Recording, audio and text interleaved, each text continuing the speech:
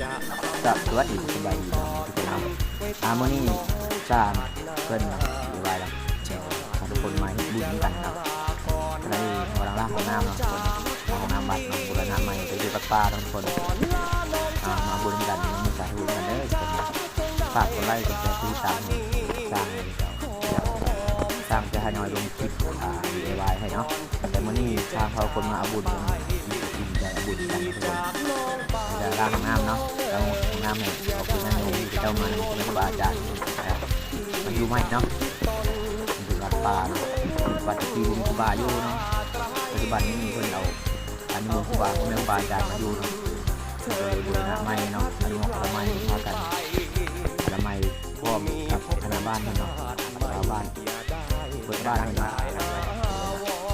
หลังป่าอนุโมทนาใหม่บนใดให้บนใดเมื่อบนใดน้ำน้ำตาเนาะ